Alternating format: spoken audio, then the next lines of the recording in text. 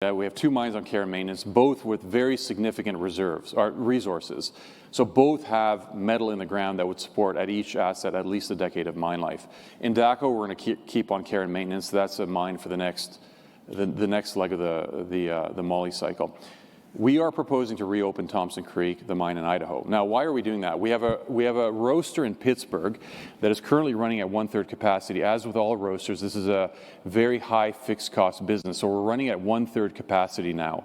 When you ramp the roaster up to full capacity, it's a $50 to $60 million a year EBITDA business, relatively insulated from molybdenum price because our contracts are structured on a dollar per pound basis, not on a percentage of spot basis. So we have a smelter or a roaster that's $50, $60 million a year in EBITDA, and to get there, we need to fill it up. We can fill it up with third-party material, but we view Thompson Creek as a means to that end.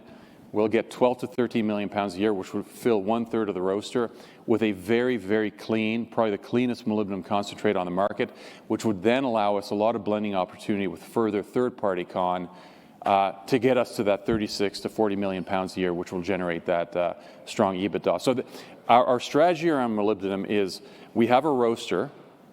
It's a type of asset that will never again be built or permitted in the U.S. The U.S. is moving to reshore and protect its domestic steel production. And by the way, molybdenum is used to make stainless steel and high-performance steels. And as the U.S. moves to protect and reshore its steel supply chain, an asset like Langeloth in Pittsburgh is very critical in that regard.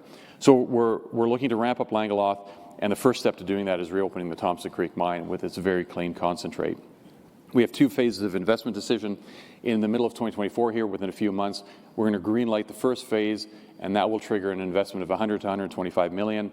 And then phase 2 will be triggered in the middle part of next year, and that will be the remaining 250 to 275 to finish it off. We're putting out a feasibility study here, as I said, mid-year, and then we're going to make that first step go-forward decision.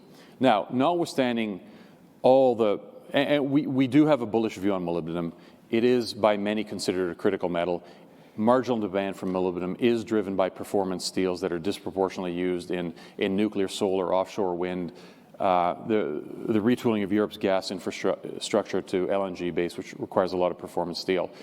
So notwithstanding that I could sit up here and tell a bullish story until the cows come home on molybdenum, the point is we still meet with investors and say, well, what are you guys doing in molybdenum? So we're also running a process on these assets. We like these assets, but we're also going to test the market to see if there's an appetite for either an outright sale or preferably for us a joint venture, because we like the exposure of molybdenum. We like the dynamics of the roaster. We like the fact that the roaster has decades and decades of life.